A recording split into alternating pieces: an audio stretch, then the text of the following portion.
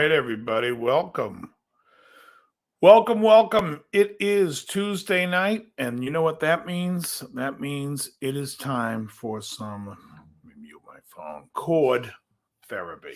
But today we're going to talk about not so much chords, although we'll get into it a little bit, but we're going to talk about pentatonics because the guitar world lives in pentatonics. A lot of music live in pentatonics, and there's nothing wrong with pentatonics. It's something everybody starts on. It works. And then some people figure out why it works or go to figure out how to expand on it, and some don't. And this is an opportunity to kind of take a look at it, gloss over it, and understand it a little bit better. I'm going to try to bring the mic up a little bit better. There we go. Johnny Kramer, welcome. Billy Breeze and the Falcro, all welcome. So it will be somewhat interesting to go over this stuff. Squire, welcome. If you have any questions as we go, feel free as usual to ask. Jan, what's happening? Walter, hey now.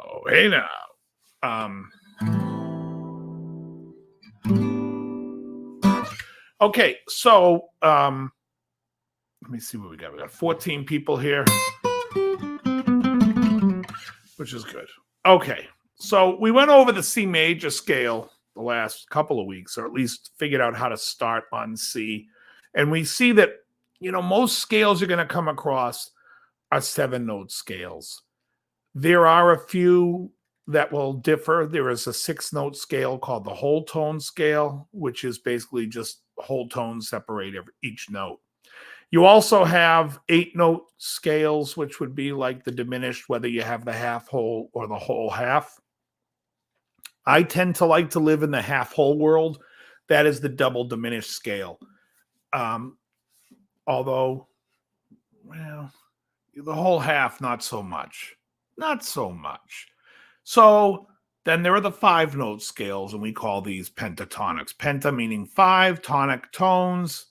So let's take a look at the most basic, which would be A minor. And that would be here.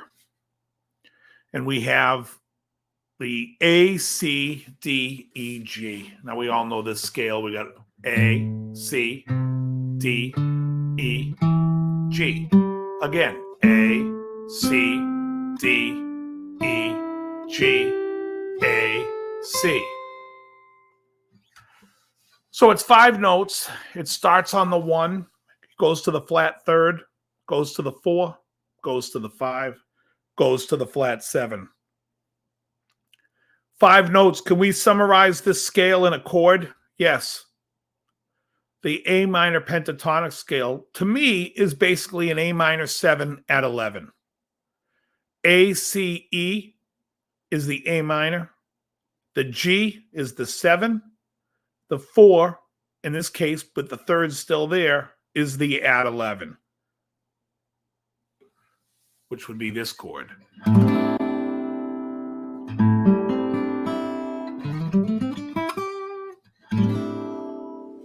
That's the whole scale right there in that one chord.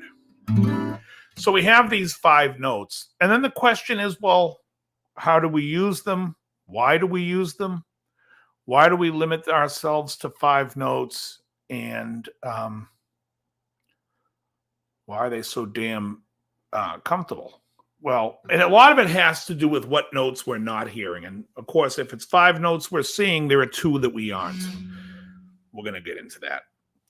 So we take a look at the A minor pentatonic. We can also take a look at it from its major standpoint, which would be the C major pentatonic, and it's the same notes. Now, I could have written it out as C, D, E, G, A, but to me, you don't finger it any different, so I just figured I would write it out as 6, 1, 2, 3, 5. So in this one, it looks almost like a C6-9 chord, right? We have a C, E, G, which is a C chord. The D is the 9, and the A is the 6. Okay, so that's what we have there in the C major pentatonic. And also, we could start it on the C. We could just start.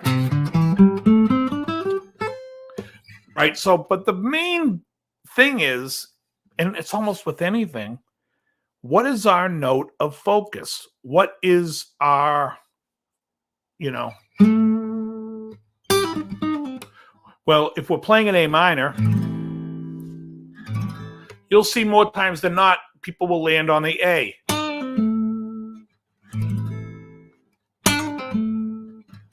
Now I'm adding a blue note in there, but I don't have to. But if I'm playing a C,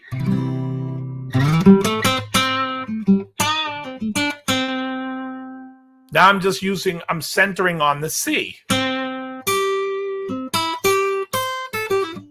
Right? So if I have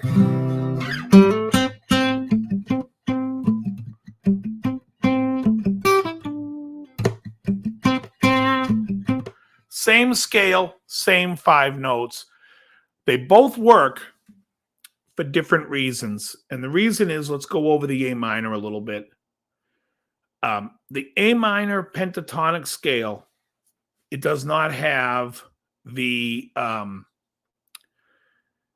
let's take a look. It doesn't have the 2 or the 9, and it doesn't have a 6. Well, in the minors, why do we care if it doesn't have a 2 or the 6? That's because when we play A minor, now, if you guys remember last week, I told you A minor is a minor chord. Each major scale has 3 minor chords. So that tells you that this A minor can be in 3 different keys, because it has to be in the 1 position at one point. It has to be, the 2 position at one point, the 3 position in another point, and the 6 position in another point. So let's take a look at those points. If you look at the bottom of the page here, you see that the A minor, when it's in the 6th position,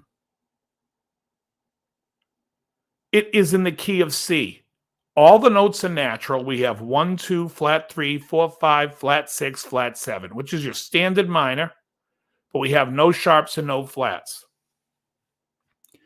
The second one is an A minor in the 2nd position, which would be in the key of G, which would be a 1, 2, flat 3, 4, 5, 6, a natural 6, and a flat 7, which means the F is sharp. So now the 6 is different. So the 6 is different in 2 than it is in the 6th chord. Let me know if you guys are keeping up with what I'm saying. When you play in the key of G, the A minor chord, the 6th note in that scale is different than the 6th note in the A minor scale in the key of C. If we go to the 3rd minor, which is A minor, which would be in the key of F, there is a B flat in that scale, and that B flat happens to land on, you guessed it, the 2. So if you have 1, flat 2, flat 3, 4, 5, flat 6, flat 7.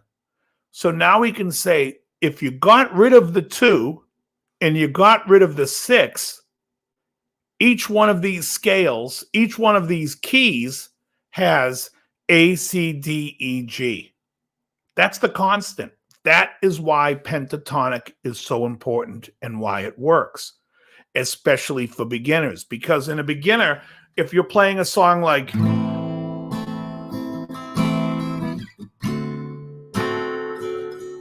A minor to a D7, we are in A minor in the 2nd position, playing a 2-5 in the key of G.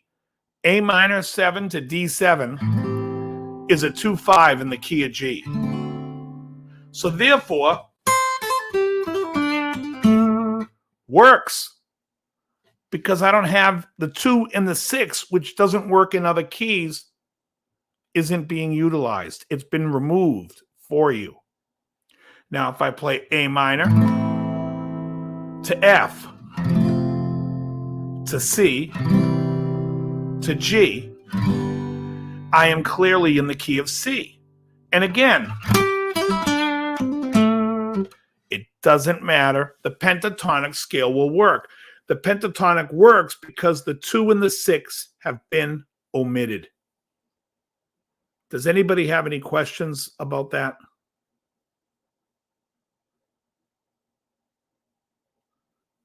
So what I'm telling you is A minor pentatonic, because the 2 and the 6 are not there, will work in all 3 keys that have the A minor.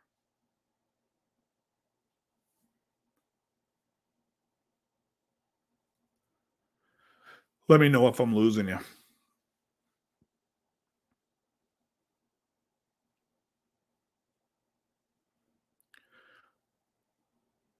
Oh, thank you, Hetriani. Yes, so this is why this works, because we removed the 2, because in the... Now, if you want to sit there and even get more technical, let's just call the first one the Aeolian, or the key of C. The second one is Dorian, the key of G. And the third one is Phrygian, the key of F. All of them are the exact same scale, except the 2 and the 6 differ. Therefore, remove the 2 and the 6, the A minor will work on everything. And that's why A minor pentatonic works in those keys, because it doesn't matter. All right. Now, a little later, I'll get into show you ways to get around playing the pentatonic so it doesn't sound so beginner-ish. Just patterns to play. And patterns become a really, really important thing when it comes to playing. And I'm going to get a little bit into that towards the end as well. So if we look at the major pentatonics, no, by 2 and 6, I mean the notes in the scale, Snowball. So in the key of A minor, where if you look at the first A minor on the bottom left, you'll see the A is 1, the B is 2, the C is the flat 3, the D is 4, the E is 5, the F is a flat 6, and the G is a flat 7. Well, to play pentatonic, we just take out the 2 and the 6. So there's no B, there's no F. So we have A, C, D, E, G, A, C, D, E, G, A, C. Same thing in the second one. In the key of G, A minor is the second chord. The key would be A, B, C, D, E, F sharp, G. And again, we remove the 2 and the 6, and we have...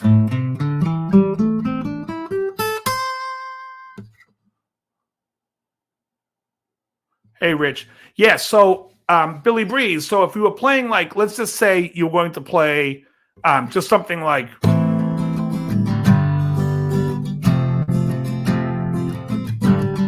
like a Stairway to Heaven type of walk down, right? A minor, F to G. That's the key of...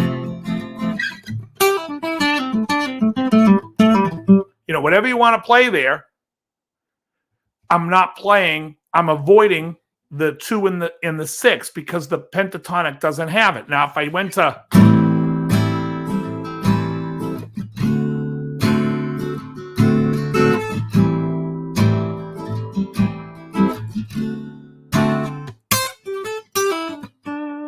Same thing. I take out the 2, the B, I take out the F sharp, the 6, and I have the exact same pentatonic scale. So the pentatonic minor works because you remove the differing notes that the 3 minor chords, the 3 minor scales will have. There are 3 minor scales. If everyone remembers last week, I talked about that every key is going to have a 1, 4, 5 major, 2, 3, 6 minor, and a 7 diminished. This is the 2, 3, 6. So the pentatonic scale covers any of those, which it covers 3 keys. So you can play A minor pentatonic over the key of C, over the key of G, and over the key of F.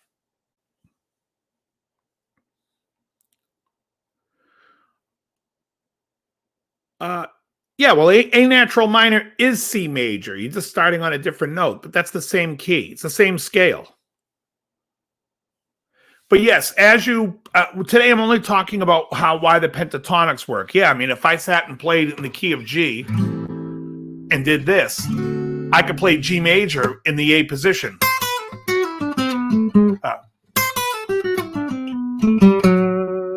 I could play that too, but the point is I'm trying to show you why the pentatonics work, because eventually we're going to be able to move around them and play more pentatonics. Yeah.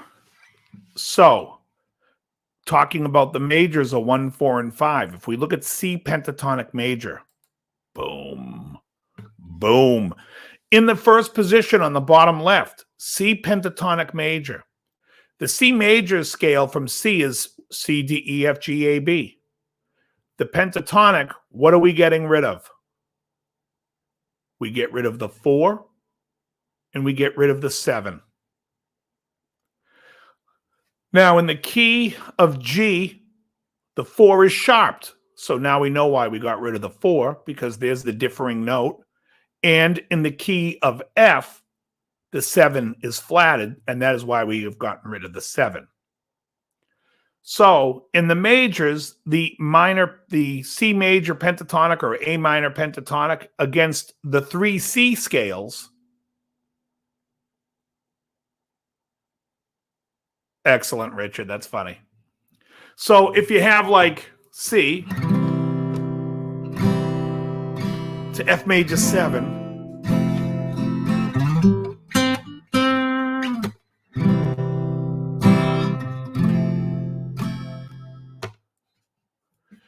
when you say this is in the key of, okay, so Lorna Potter, if we take, I kind of cheated for you, but if you take a look at the bottom 3 scales, okay, so let's just say this: the key of C is obviously obviously starts with the C, right?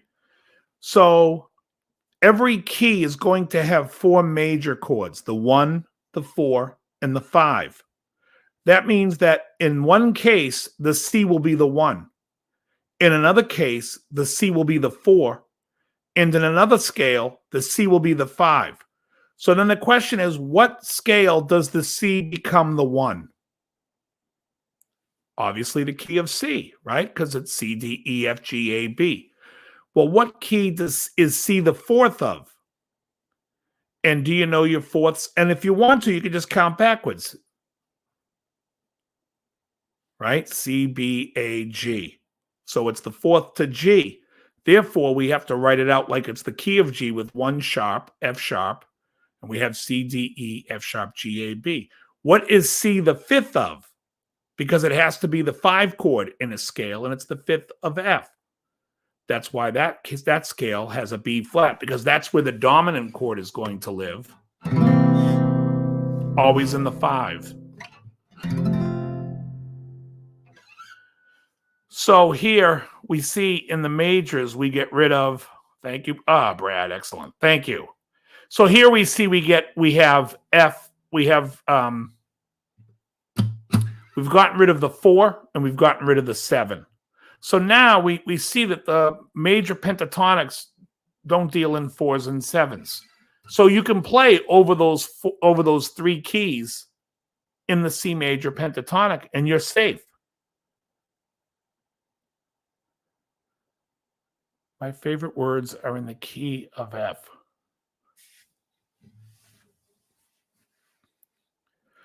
So anyway, I'm not sure I get it. I have to explain that one to me.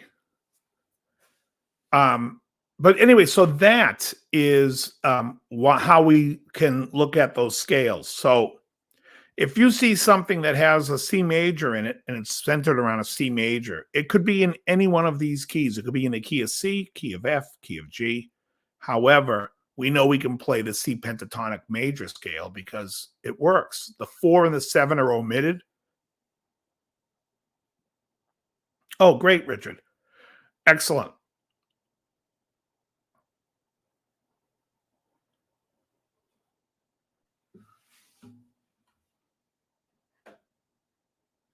This always turns blue somehow. Okay, hold on. So now, let's see what I got next for us.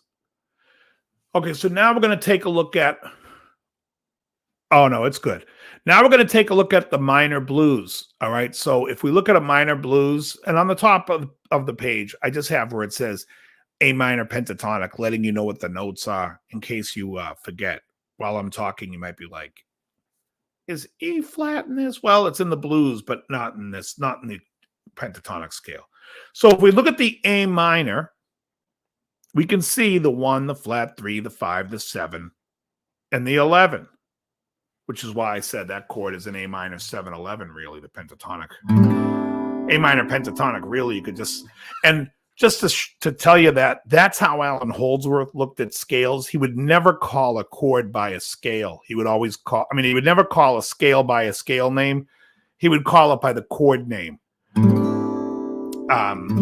So this is an A minor 7 at 11. And that's really what the A minor pentatonic is. So you have the 1, flat 3, 11, 5, flat 7. Now, if we play this over a D minor chord, this note becomes the 5, the C becomes a flat 7, the D is a 1, the E is a 9, and the G is an 11. So you can see there's really nothing outside. And then we have an E minor chord, which would be your 5 chord. Now this has an 11, a flat 6, a flat 7, a 1, and a flat 3. And as boring as the notes that attack it, it's also not that useful either. So that's why most players always end the blues, even when it's minor, on that E7 or E7 sharp 9. Because now we have the A is an 11, the C is a flat 13, the D is a flat 7, the E is a 1, and the G is a sharp 9.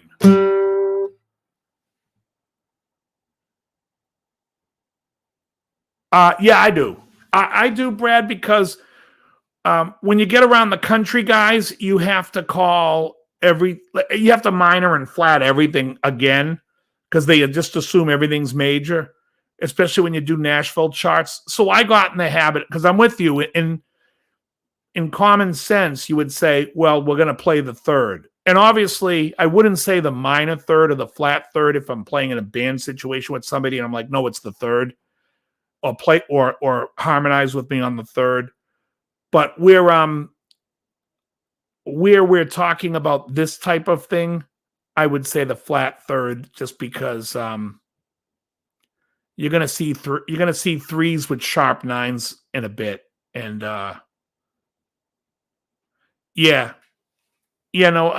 that's acceptable, Brad. Like I say, but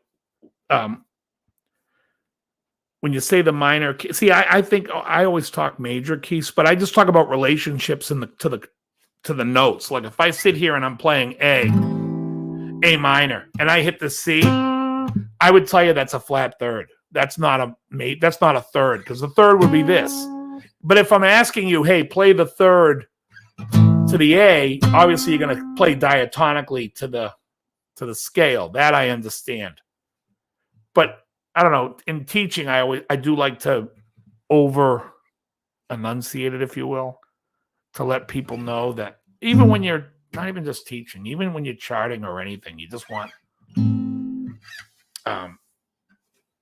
make sure that it's getting across. But yeah. So yeah, you wouldn't have to but it is a flat third because it's not a third.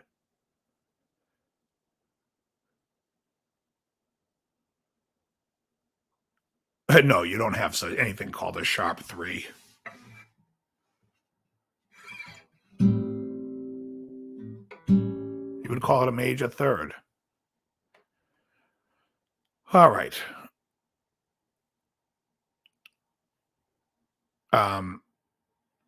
You'll get 3 thirds as incidentals in minor arrangements as a passing tone. Yeah, no, you would just say it was a major third. You don't really see it in minor arrangements as much as you see the minor third in major arrangements, like that type of thing, in that dominant. And at that point, I would call it a sharp 9. And there's reasons why that you would call it a sharp 9 is because the 3 is already there. You don't really comment. You don't really have, unless you're changing something to major, you wouldn't really have 2 notes in the song. You wouldn't say a flat third, then a major third. Well, a raised third would be a 4, so you would call it, that wouldn't be right. A sharp 3 and a raised 3 would be a 4, and you would just call that a 4. But if you wanted to say 2 whole steps above the root, you would just say major third. See, that's why the Nashville guys have thought of this back in the 50s. You know what I mean? Because what happens is you want to say, if you're telling somebody, oh, hey, this relationship to the A, even though I'm playing an A minor, it's a minor third. It's not a third. It's a diatonic third, but it's not a third. It's a flat 3.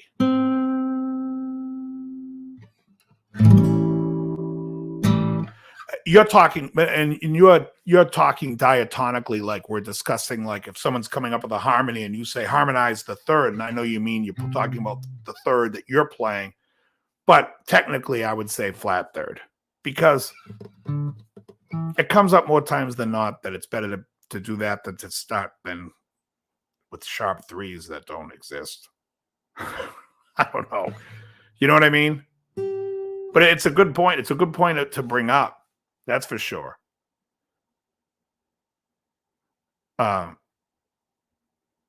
Because exactly. But you know what? It's like a sharp 11. If we're playing in the key of G and the chord is in A minor, if we're playing in the key of G and the chord is a C and there's an F sharp in the chord, do I say that's an 11 or do I say it's a sharp 11? We know that if I say play the 11, the 11's already sharped, but you do still say it's a sharp 11. You wouldn't say play the 11. But if we were talking in the thing and you're like, harmonize with me, play the 11, I would know you meant play the sharp 11 because we're speaking harmonizing diatonically. But just to speak of the chord, if I sat there and played this chord, this is a sharp 11. Even though in the key of G, hope that works. A major key soprano. Yes. Exactly. So that is, so those are the tensions that you see. So it's also why it works. And these are things, and I want to recommend this for playing purposes.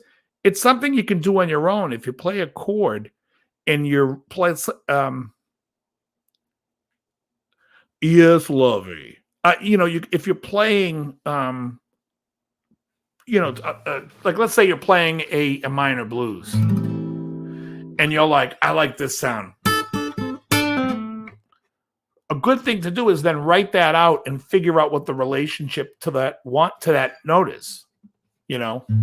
Flat 5, 4, flat 3, 4, flat 3, root. With a high root going at the same time. That type of thing. So it's cool to kind of know and figure that stuff out. You may not think it's doing anything, but it really is exercising the brain to understanding what the notes sound like. And you'll start to realize that ear training and figuring these chords. There's a lot of people talking on my lessons, and they talk about like me knowing a lot of chords. And I wouldn't say I know a lot of chords. I know I can make up the name for every chord because I understand music.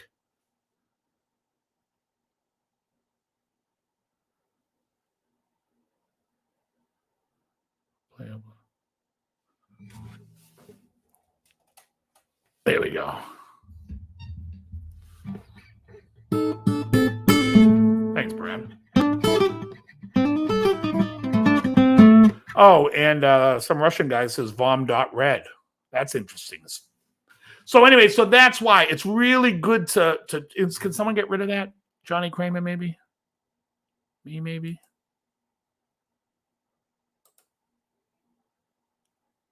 All right, I got rid of it. All right, so like it's good to know that kind of thing and know those tensions.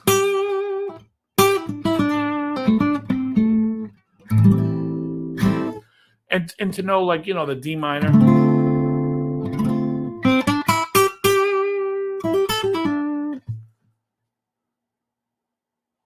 Oh, is it? All right, so then we have, moving along, we have, what about pentatonic major blues? And so this is your most common form of blues.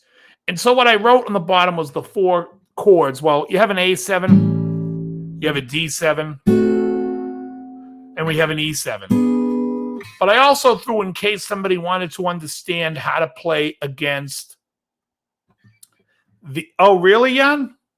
Jan speaks.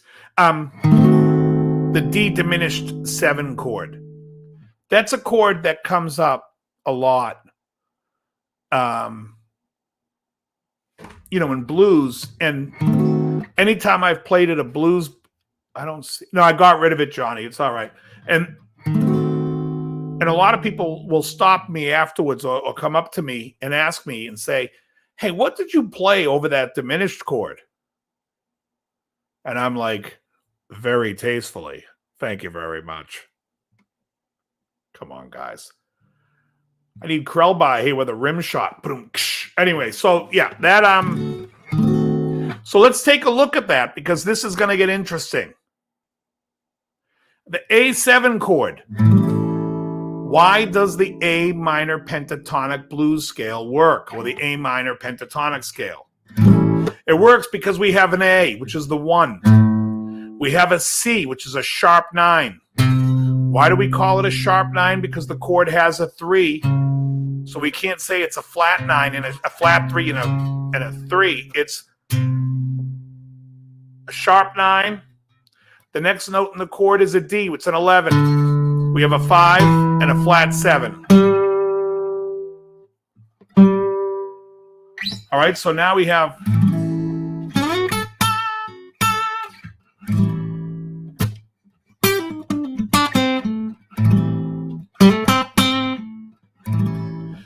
When you hear a beginner play the blues, you will often hear them rest on that sharp 9.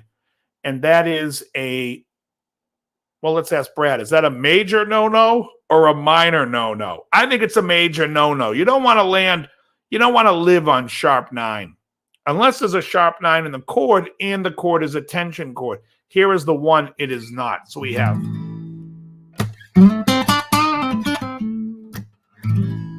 All right. Now we get to the D7 chord.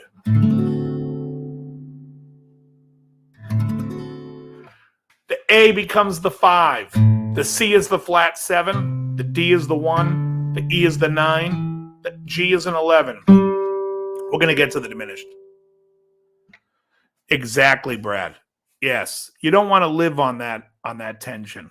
So in the D7 chord, we're back to the key of G. And I already showed you earlier that A minor pentatonic works over the key of G when I showed you the A minor in the 2 position.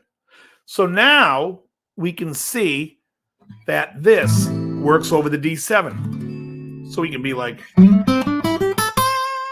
Now here we can land on it because the flat 7 is in the chord.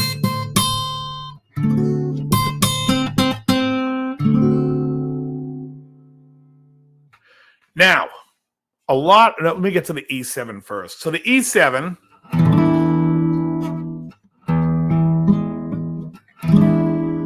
here we got the E7 chord. We have the 11, flat 13, flat 7, 1, sharp 9. Yes, Brad, exactly. You bend it sharp. You can bend it to that major 3rd. So this one, the E7, wants tensions. And so we can see that there is some tension. We have a flat 13 and a sharp 9. That's nice. We're going to later, I'm going to show you some pentatonic scales you can throw in that kind of borrow from the altered scale to spice up that E7. Because to me, playing A minor over E7, even though the sharp 9 is nice and the flat 13 is nice, I like to fuck it up more. So the D sharp diminished 7...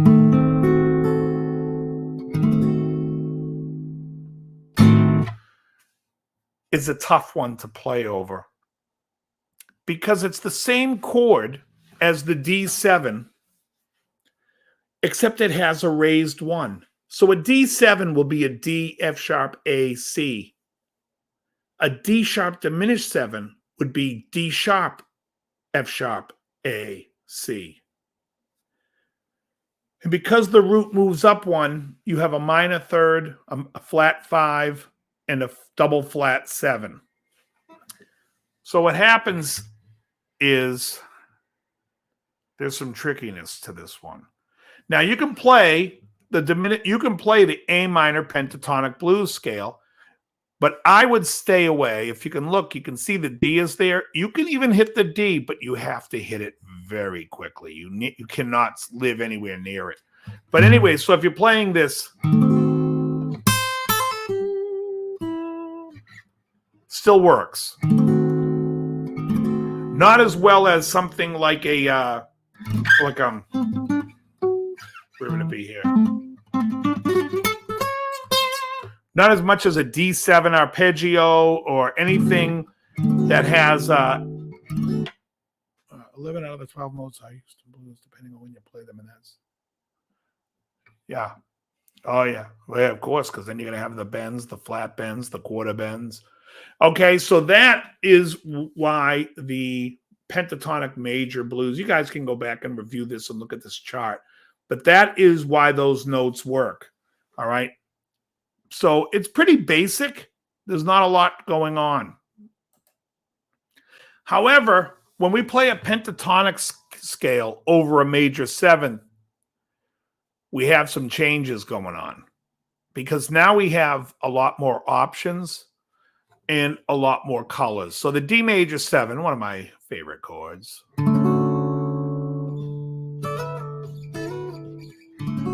All right, we have a D major 7.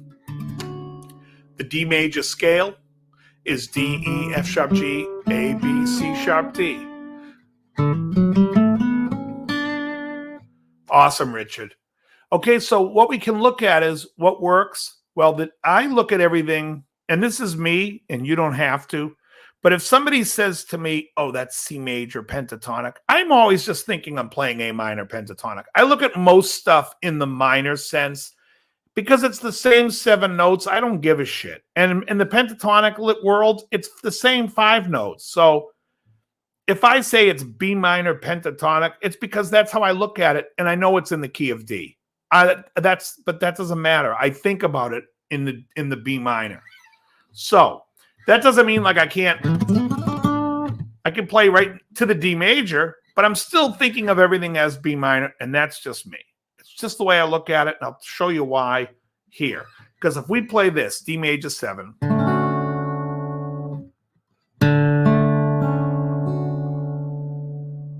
it fixed, and so we have a D major 7. So we can play a B minor pentatonic, which is a D major. Now, just to show you, I'm going to show you a technique you can play a pentatonic scale using, and it makes it so you're not playing this, because that's not musical. That's just walking up a scale. So what we're going to do is we're going to play this.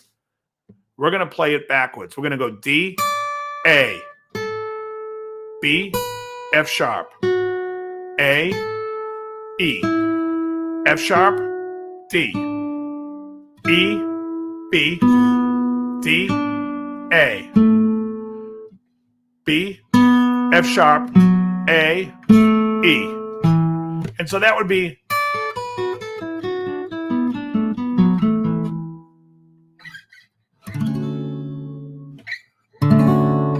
and the notes we play in that would be 6, 1, 9, 3, and 5. So we have the 1, 3, and 5 with a 6, 9, which is very nice. Right? We have 1,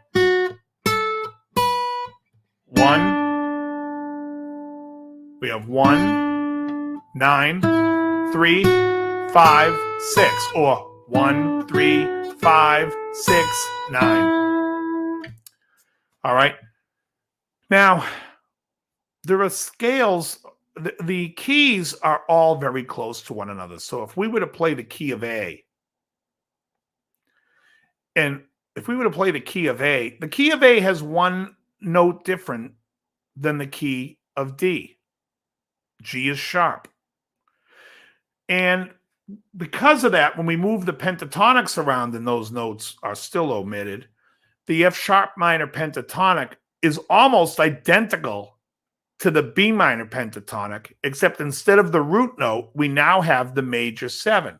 So instead of it being B, D, E, F sharp, A, we really have B, C sharp, E, F sharp, A, which avoids the 1. And when playing against a major 7, that's when the comedy ensues. Now, that's when it gets pretty sounding. So let me show you. Here's the original.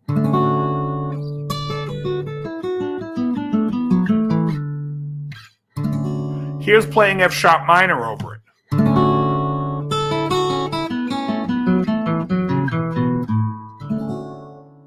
So we have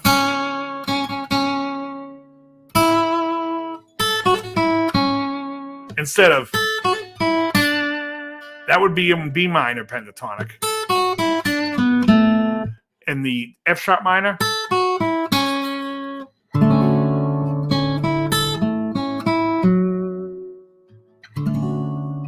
It's a nice thing to be able to play. How I look at it is I play the minor starting on the 3rd. So if I'm playing a D, someone's playing a D major 7, the 3rd is an F sharp. Therefore, I'll play F sharp minor pentatonic over it. It's nice. Then we also have C sharp minor pentatonic. Now, C sharp minor pentatonic is going to add even more color. We have the C sharp, which is the 7. We have an E, which is a 9. We have an F sharp, which is the 3. We have a G sharp, which is a sharp 11, which the jazz guys love. They hate an 11. They love a sharp 11. And then we have a B, which is the 9. Why do they hate the 11? Because it sounds like shit against a major 7. It's not like it's anything that's science. It's plain as day. When you hear this, if you're playing that note, not so good. But this, more interesting. So we have this.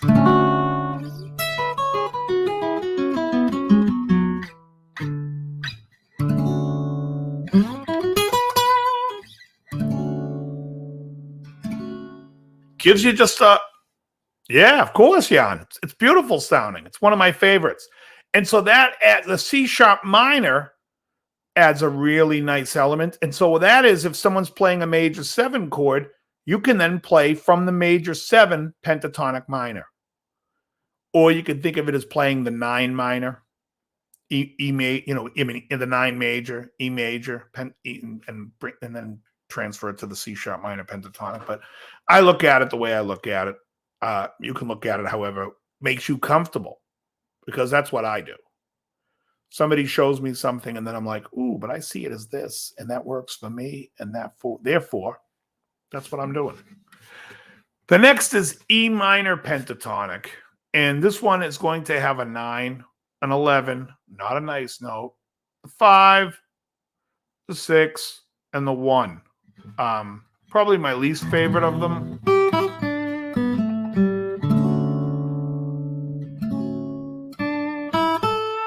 But you could sub out notes or avoid certain notes. And most of the case, I would use that G as a passing tone. But, it can be okay if it, depending on the progression. If the progression is, it really depends on the song. I mean, they use that 11 in the Paul McCartney Band on the Run thing, where he's like, and there it's pretty.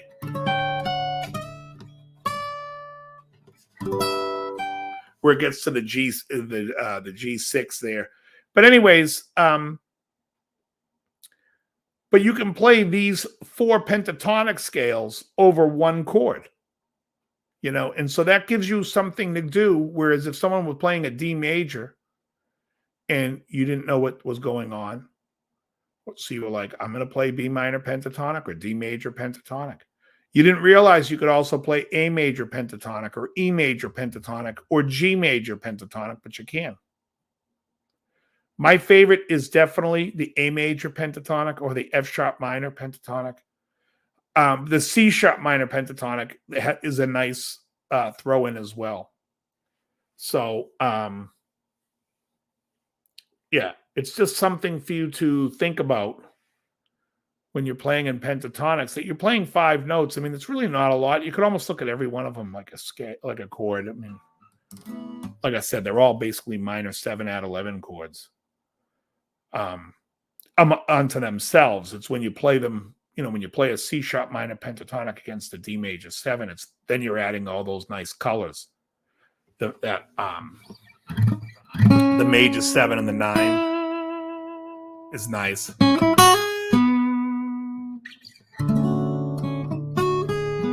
Yeah, it's a nice sound, I dig it.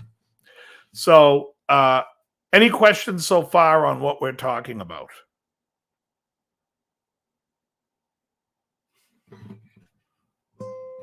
What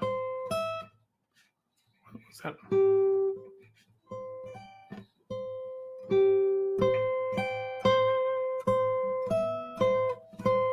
Now, what is that note?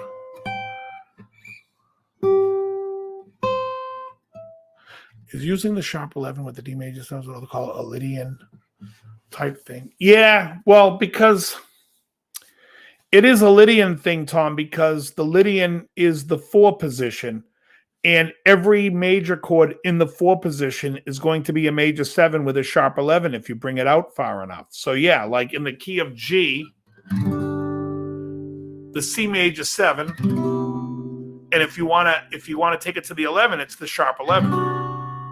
I mean, there's not a lot that's see, the whole thing with calling things modally, to me, why I don't like it so much, and there's a few reasons, but when you sit and say, is that a Lydian thing? Well, I look at it, it's like I'm playing the 4 chord. I'm playing the 4 chord. Now, what's the difference? Because I'm thinking I'm in the key of G in this chord, and therefore I like to solo in the minor. It's just where I feel.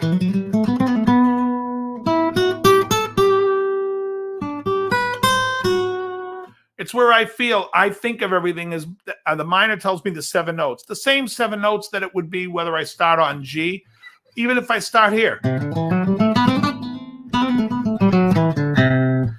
I'm thinking there that I'm in, well, I just would think of the 7. I'm thinking I have 1 sharp, F sharp, and most of the time that's minor, E minor to me, because I grew up playing metal, and metal was mostly minor. So I think of stuff in minor, but it's the same as a G major.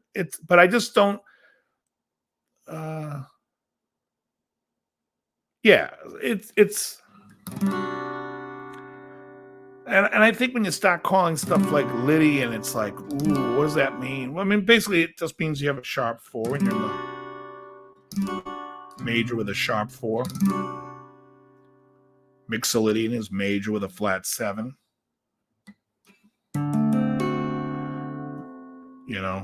But I don't know. It's names that I just don't feel. I don't feel they help. Anytime I've ever, I think if I'm soloing over a D major 7, I'd probably think of as an accidental.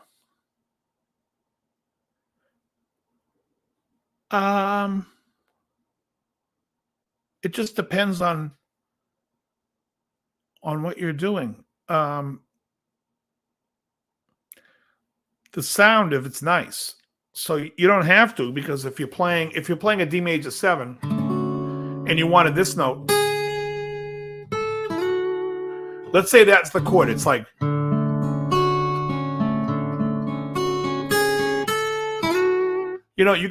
it could be prominent in the melody. You could also play.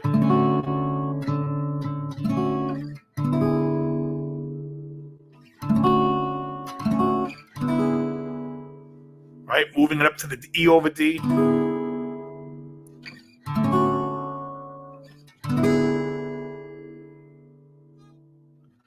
But it is major. What you're asking, Tom, you're saying you'd start with the major, but that is major. The sharp 11 is major. It's just you're thinking of it if I'm playing D major, like let's say there's a D major 7 chord, you have a choice.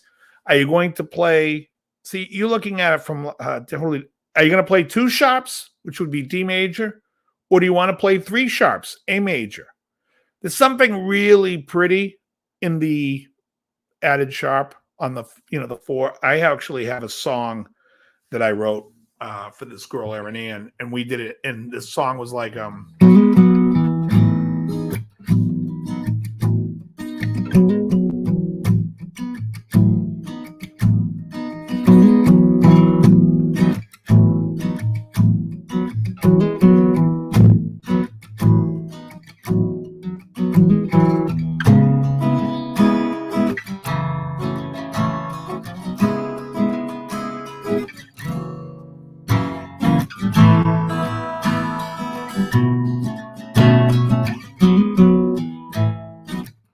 so we have that,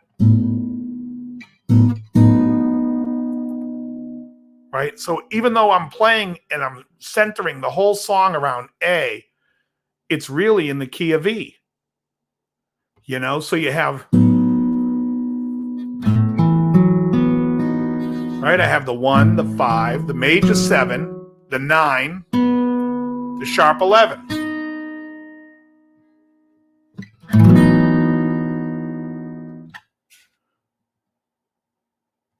D7, D7 or D? A6. Thinking of D majors, that would be tonic. Yeah, you could say that. But are you then playing the 11 natural? See, that's why I'm asking. Are you playing the 11 also in your D major, and then you're hitting that accidental? I guess then that would just be a passing note. I don't know if I would call it an accidental. Open position, D7 to A6. Why am I playing that? What?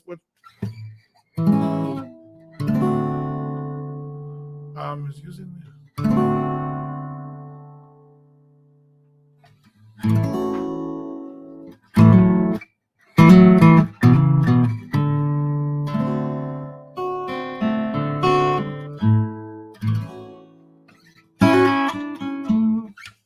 I'm thinking D majors. Yeah. Well, Tom Milley, I like what you're asking. Trust me. I'm going to answer it for you, though. I think you're thinking of, you're looking at stuff from the root, like D major 7, D major. Oh, D major. Oh, right.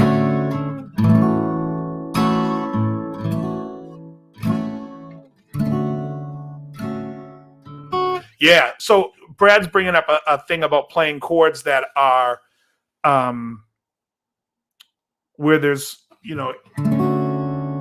all the chords tie in, there's minimal movement. And I always love that type of stuff. And you see that a lot in songs where things are just, one note away, like.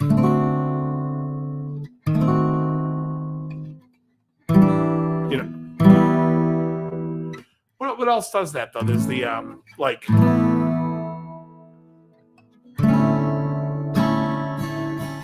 We play 6 o'clock in the morning. You're the last to hear the warning. You're trying to throw your arms around the world. Gonna run to you, run. It's a U2 song, but a lot of that A sus2 to D major 9. Yeah, so Tom, see, when I think of soloing and stuff, I would listen to the song first to hear what the vibe of the song was and what the other changes were. But if it's just a vamp on D major 7, and this is what I try to tell like students that I teach here and when I go on the road teaching, if someone's going to play along to a D major 7, go look on YouTube and see if there's a D major 7 track of just a backing track of D major 7, because then you can sit there.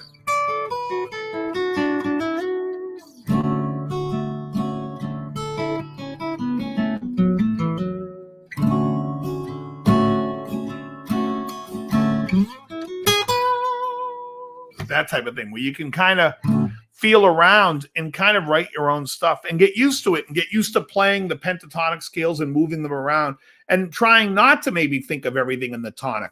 Because personally, if you're playing, so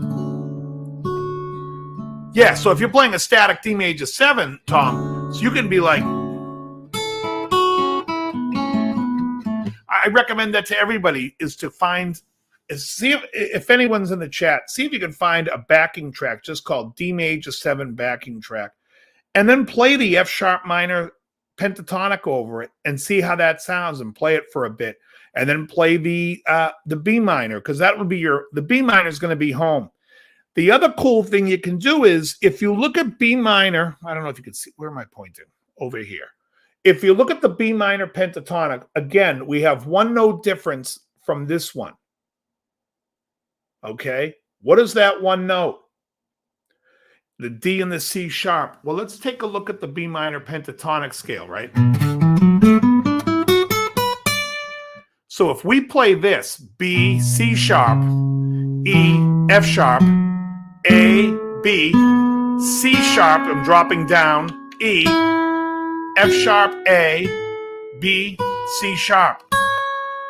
In the B minor position, I just played the F sharp minor pentatonic scale, right? I could be, so this,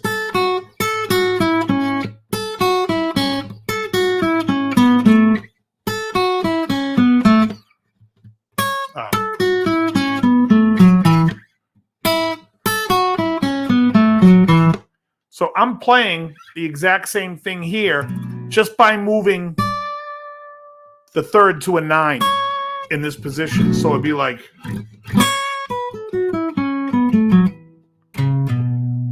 and that's something cool to know, especially if you're going to do stuff like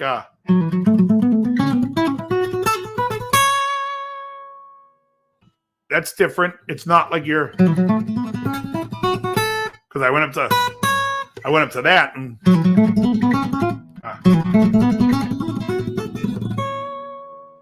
I think that's a cool little run, and that you can figure out, you can move over D7 or D major 7.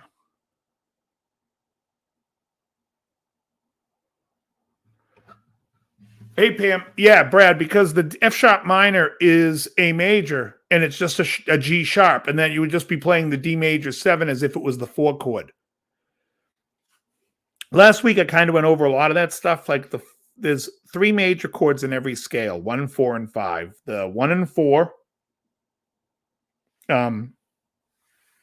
have major 7ths, and the 5 is a dominant 7. So yeah, you can play that entire scale. I'm trying to, but see, you and I know that, Brad, and you and I probably know the scale, and I'm sure Hetriani knows the scales, probably Tom Milley.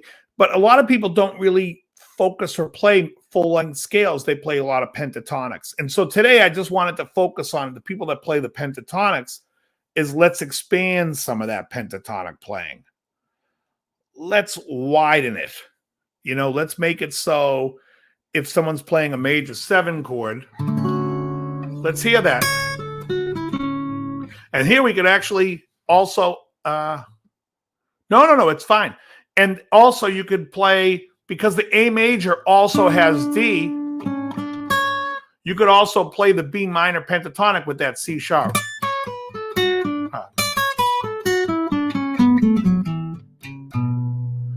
Right now it's a 6-note scale, but which is just, now we're just missing the G or the G sharp.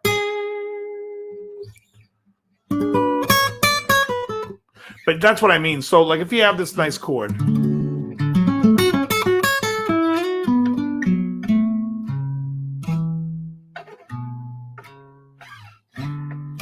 I do that type of thing a lot, where I'm like, here's a D major, right? So I'll play 1 major 3rd, and then I'll jump up to the major, the 7, back to the 5. So,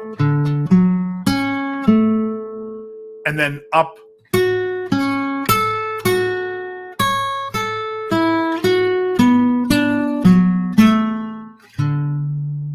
that type of thing.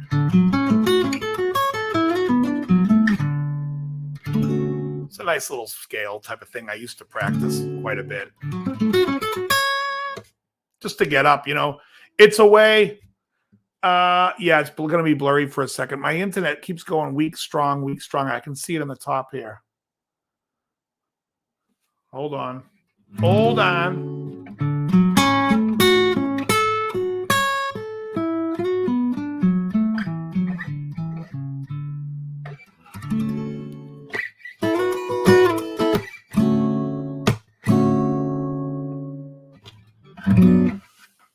I don't know why it's doing it now.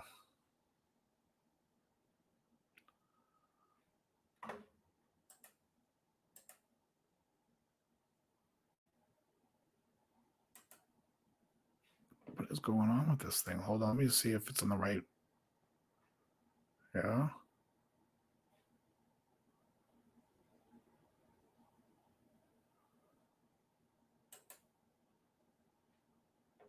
I don't know. Let me try to switch internets. Hold on.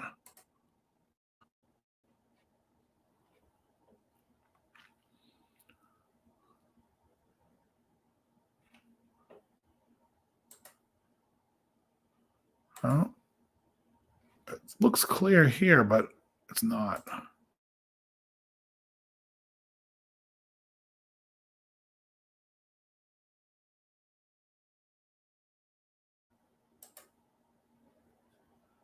Is the audio messed up too, or no?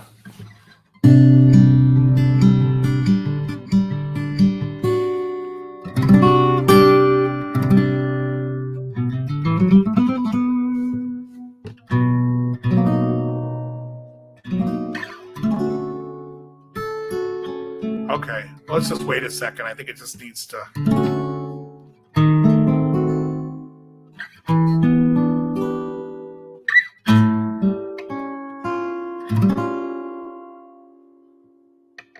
Welcome, Dan.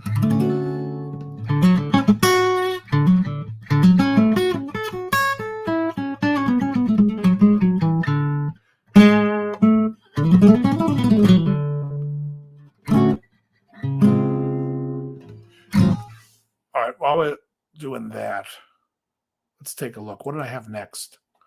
Okay, let me just make sure when this gets clear, we're going to talk about playing outside, you know, running through the sprinkler.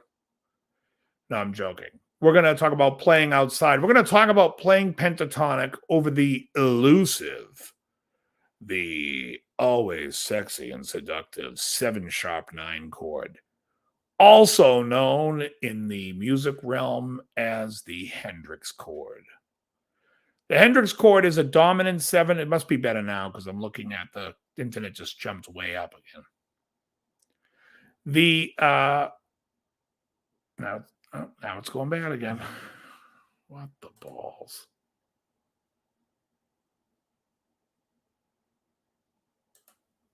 All right. So the 7♯9 chord is a dominant 7 chord that also has the minor third in there, but we don't call it a minor third. We call it a ♯9. This chord.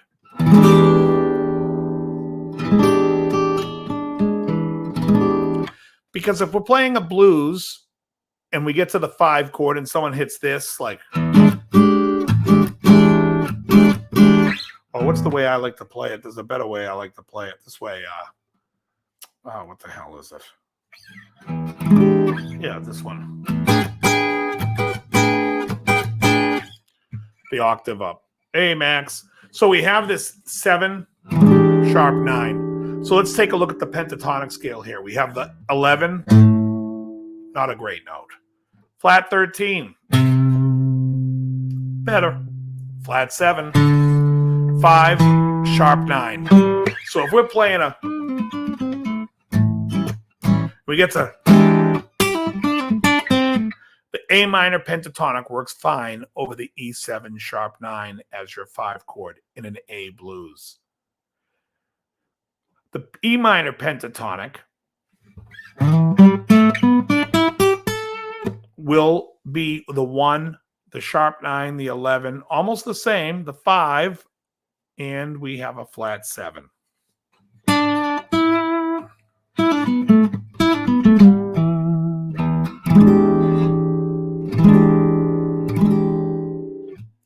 The C sharp minor pentatonic has a 13, a 1, 9, 3, 5. So this one is really nice. It's almost right to the, so if we hear this, we could be,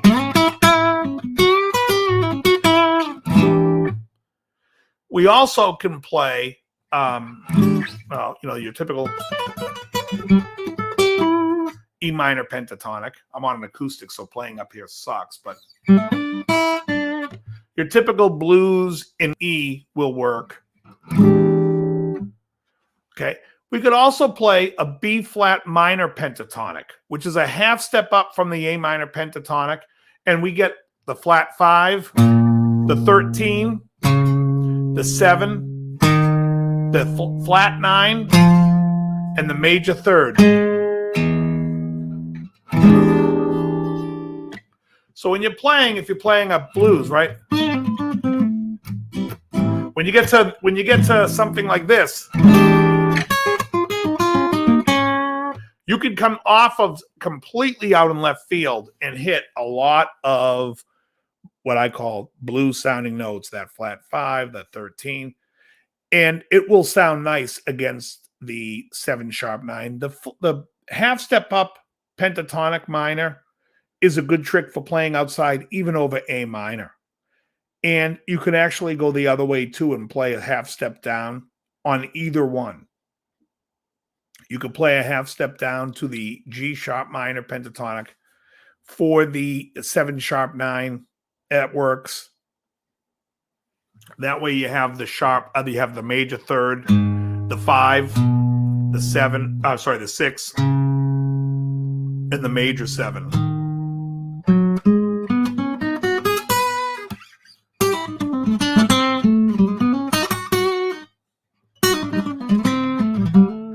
Everything is about landing. And so it's hard for me because I'm not playing to a backing track to even know what but it's all about the landing. Wherever you land, you want to make sure you land. Everything else has more to do with what you're playing for a pattern. If you know this pattern, this, or if I do that with, if you do that with some type of, you know,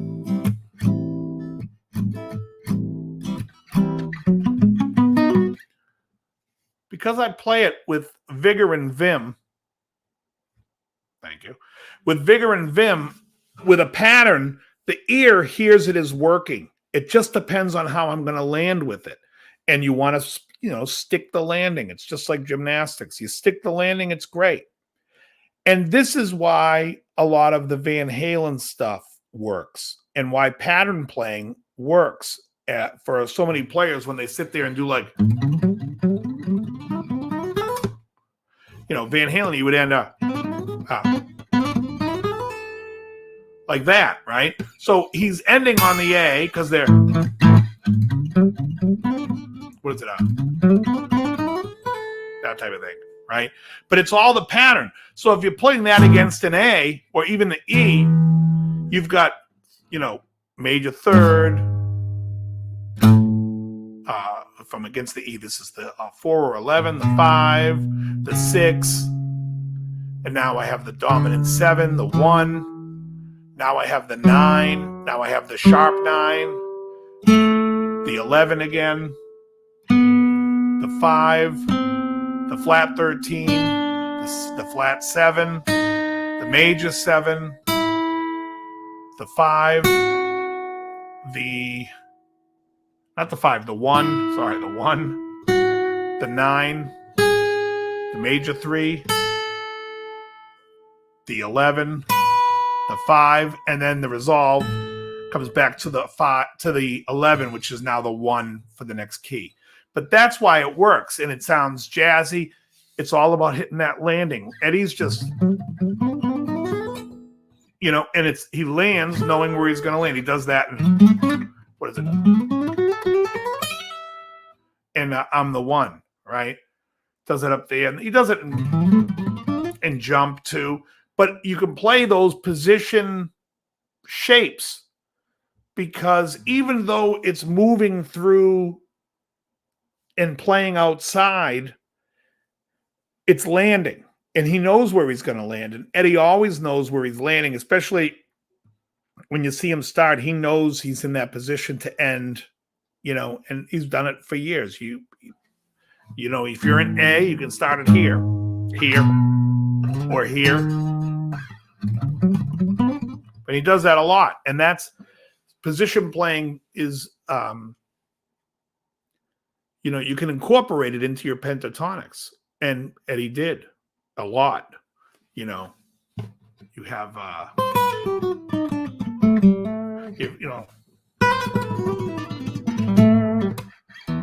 doesn't matter what the hell I'm playing at that point.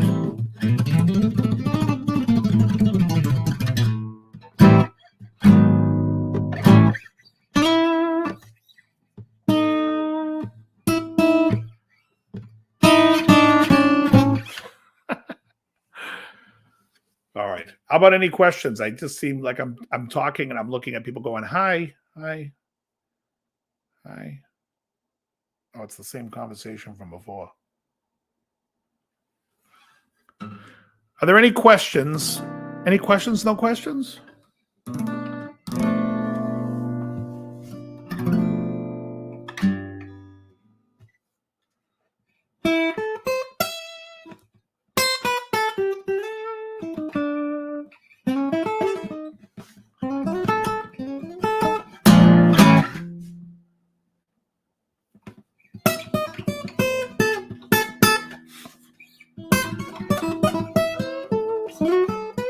Yes, sir.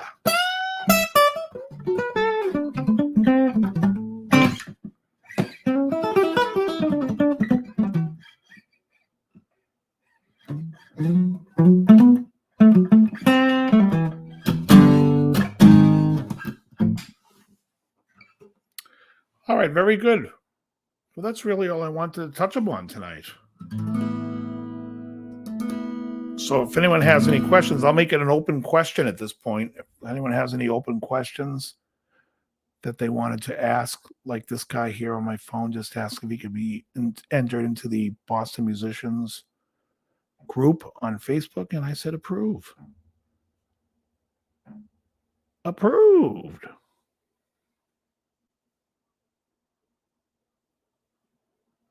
What about you, Jan? Any questions about anything?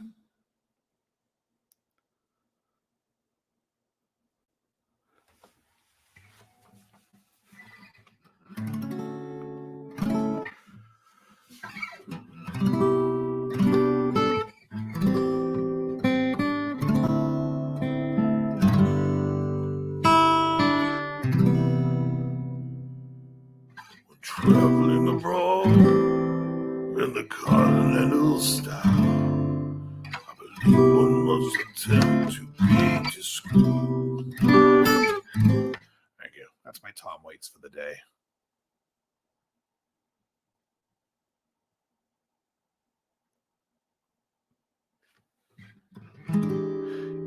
Yes.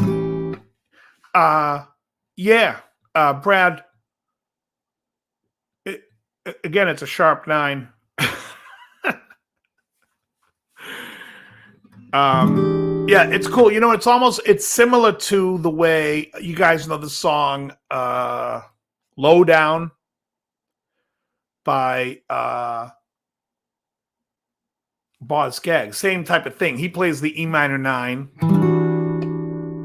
to the A713.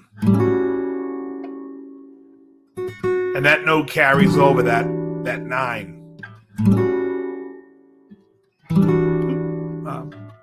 See if I remember how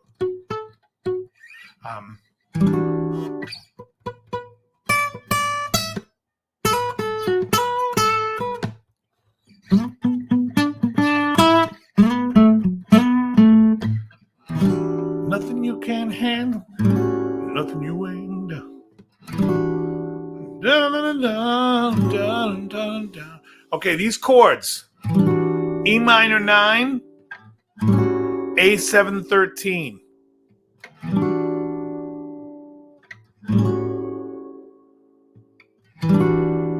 see how fast people can be. What's the key?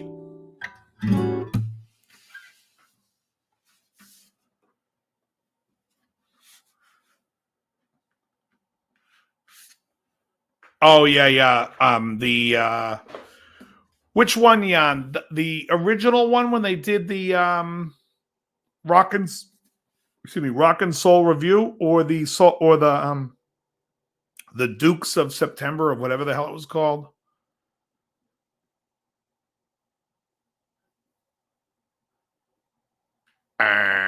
Incorrect, Brad.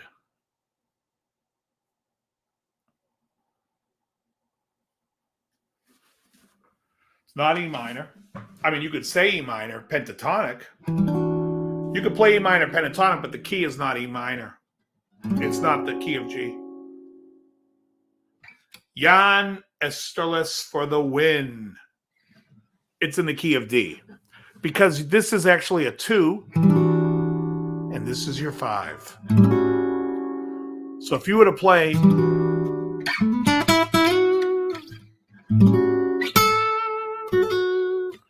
you would find that the key of D is beautiful on it, because it's actually, the whole song is 2-5.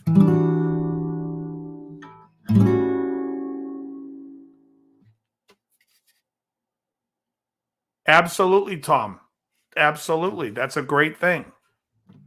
Yeah, it's all you have to do is go up a half step, go up and down. Like I said, if you think about it and put a pattern to it, I watched a great thing. There's also a thing where you can go up a minor third pentatonic. So if you're playing A minor pentatonic and you want to go outside, you can jump up to C minor pentatonic. And the thing is, you don't have to jump up this way. C minor pentatonic is C, E flat, F, G, C, E flat, F, G, B flat, right? So C, B flat. Did I say A? No. So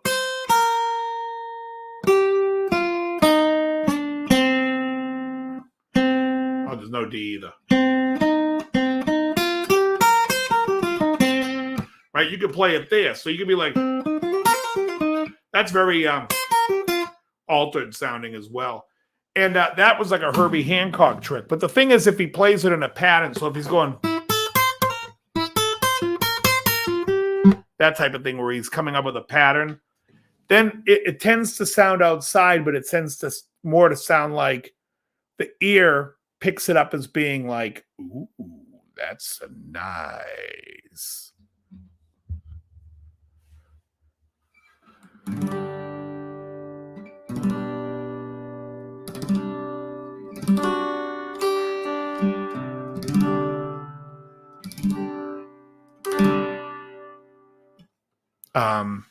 What song did I do this week?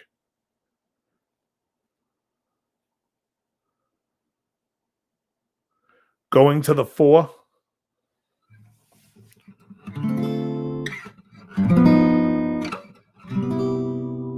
Where did you go to the 4? I watched your video, but I was pretty much just mesmerized by that Les Paul tone, Jan.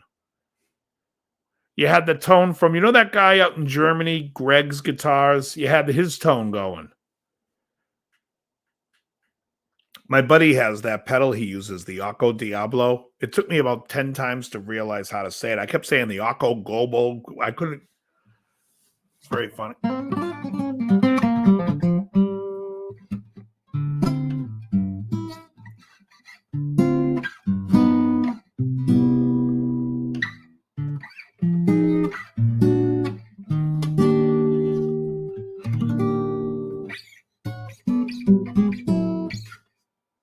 I did that wrong. There it is.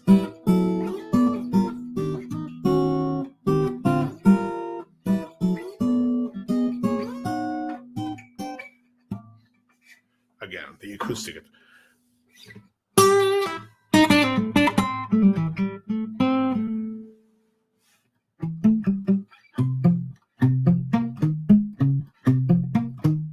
What is this one? 4? Oh, so it's.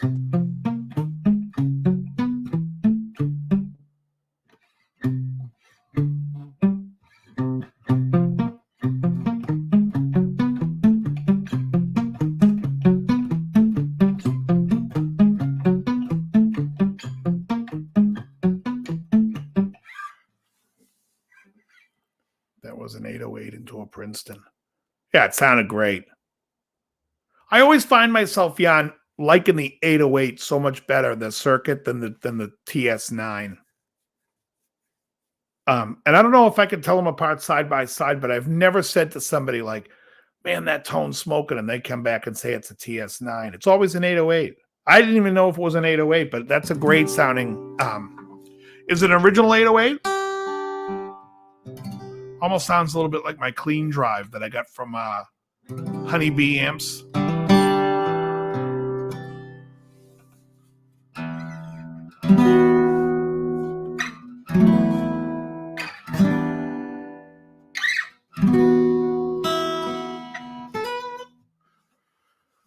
Next week's lesson, guys, is Jan. Your pick is next week's.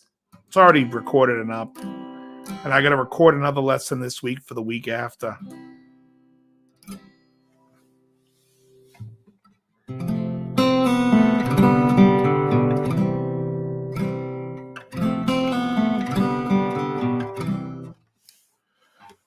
First year, nice.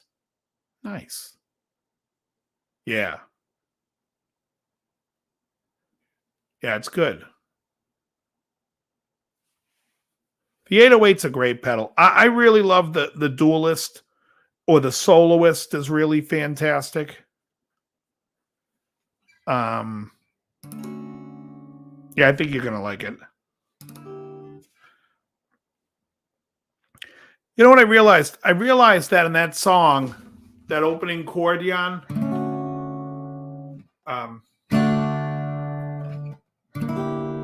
reminds me of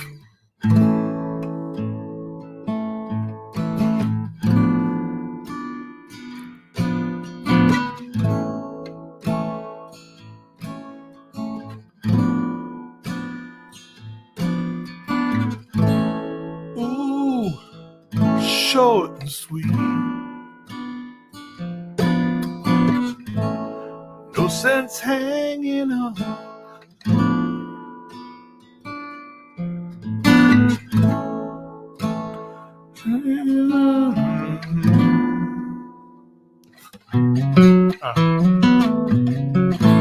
Some people were made for each other. Some people can love one another for life. How about us? Oh no, that's a band called Champagne. Song called How About Us. It's a beautiful song. There's some nice chords in it. But next week, after I have, so I don't want to say what it is. Jan knows what it is, but Jan suggested a song for next week's lesson, and it is probably one of the best love songs, pop songs of the 1970s. And I figured I would follow it up with the following week with one of the best love songs / pop songs of the 80s.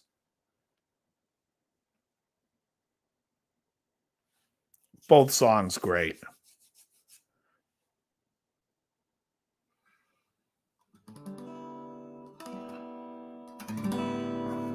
Oh, what were you saying Bee Gees to?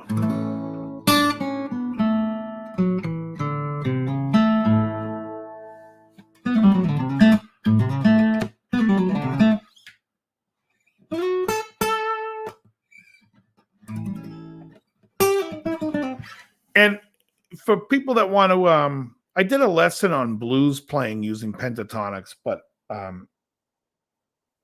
don't know what the hell it was. But a good song to practice to a backing track for blues is a song called Need Your Love So Bad by Fleetwood Mac. And what's cool is because it's a lot in the minor blues, and then he goes back to the major blues when it's like...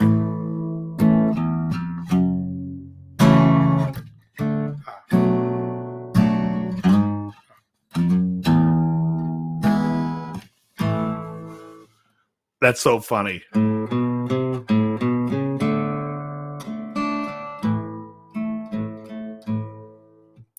Do I know Cool Change?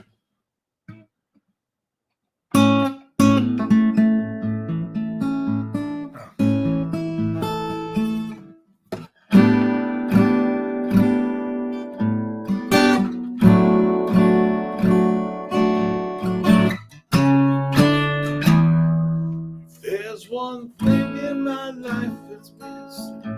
It's the time that I spend alone. Let me roll it.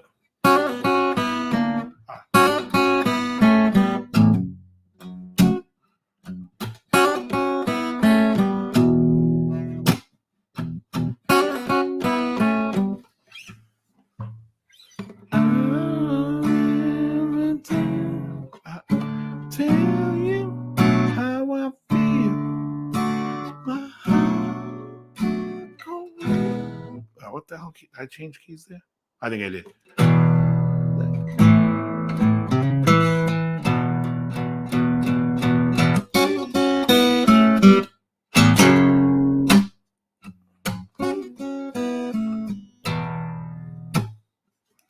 That's a fun one. That's a great tune.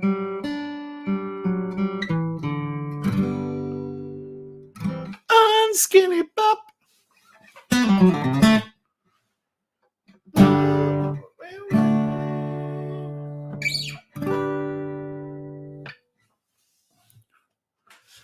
'70s was great. '80s was great. Yeah, I didn't tell you how I feel. My heart is like a wheel. Let me roll it. Let me roll it. Yeah, so next week, I may as well just say, people who watch this show can get a little tip ahead of time. This is the song that I'm posting next week.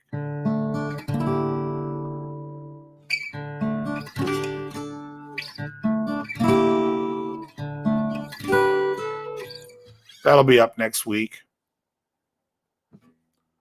However, the week after, for the 80s, I'm going to do this one.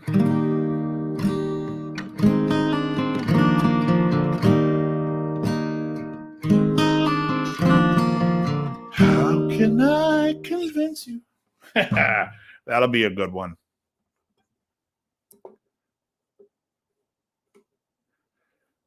Oh, '90s was excellent. You know what song I liked always was that's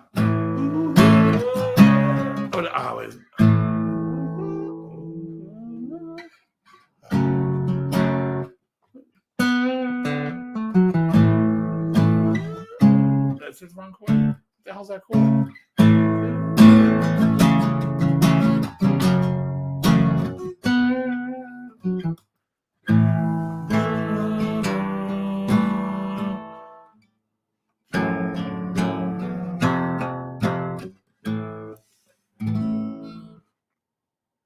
Oh, who was it that said, "Oh, is Johnny Kramer still in the room?" I think I'm going to take Johnny Kramer up on that. He said we should be doing at that live gig that I do. All the adults cannot carry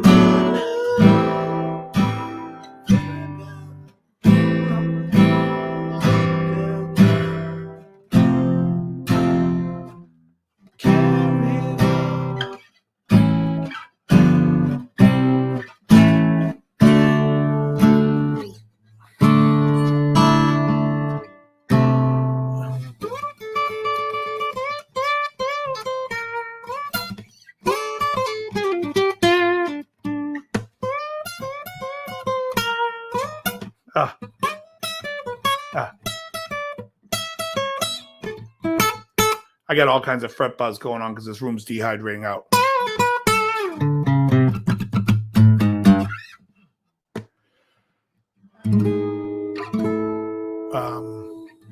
Yeah.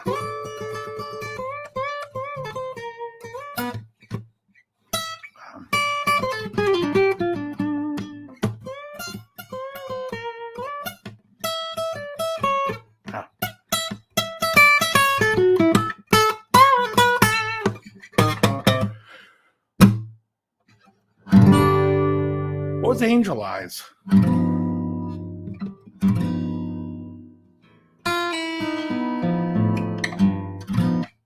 You know what song I still love was it a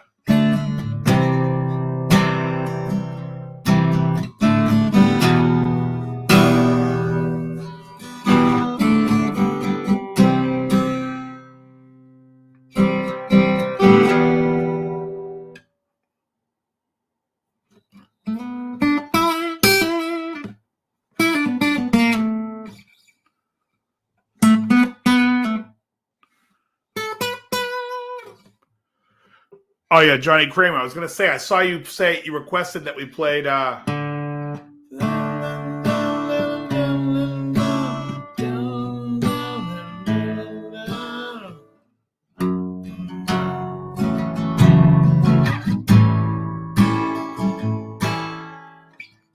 trying to remember how it goes off the top of my head.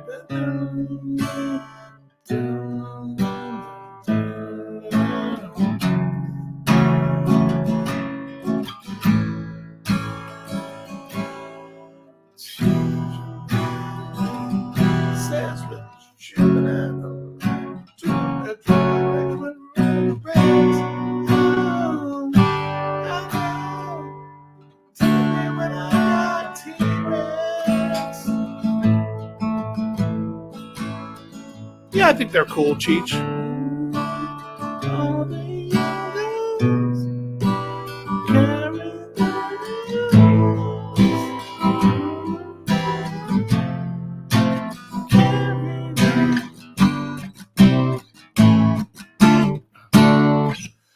Stone Temple Pilots I used to like. I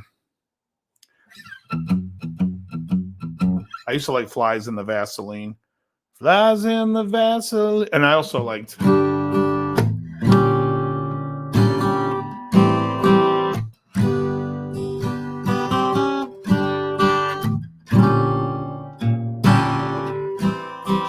yeah, Bowie wrote all the Young Dudes.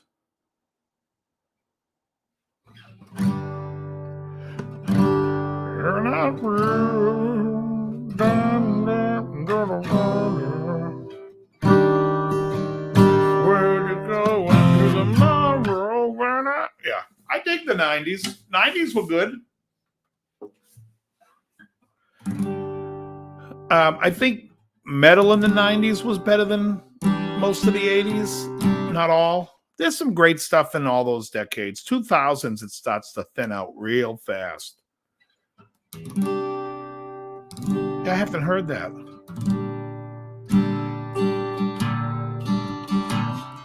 Toy Matinee. Oh, wait, did you bring that up before, Toy Matinee? Oh, Dan Serdutz did.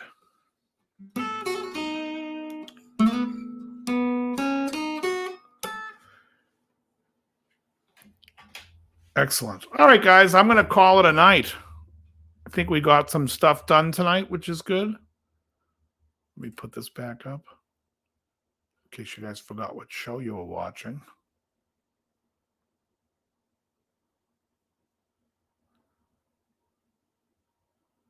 No love for the 60s? I like the 60s. I mean, I think the 60s were an important stuff. I love like the Turtles, the Buckinghams, the Knickerbockers.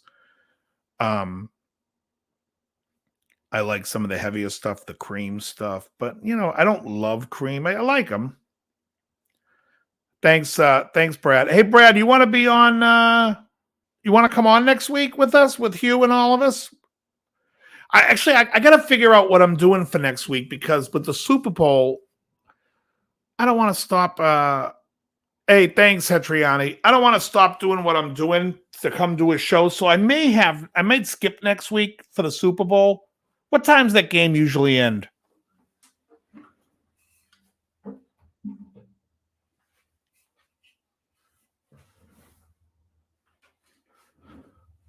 Anybody know when the game usually ends? If the game ends late, I'll figure it out in the next day or two. I'll let you know, Joe.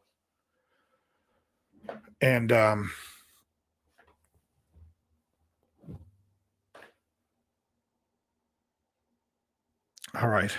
right, everyone, have a great night. I will see everybody. Well, let me look up the Super Bowl thing real quick. I think it's 8, Tom Millie. Have a great one. I think it starts at 6:30.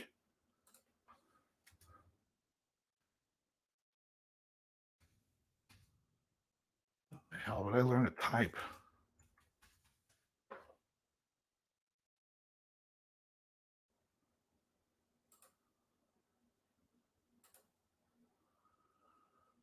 Uh, 3.5 hours, 6:30, 9:30, 10. Yeah. All right, let me think about it, what I'm going to do.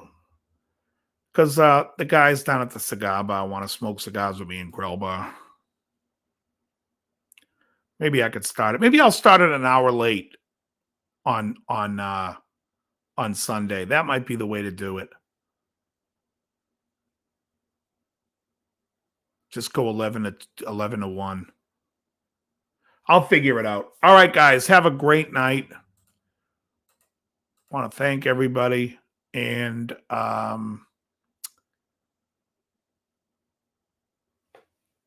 yeah, it's probably going to be like 10:30. All right, everybody, very good.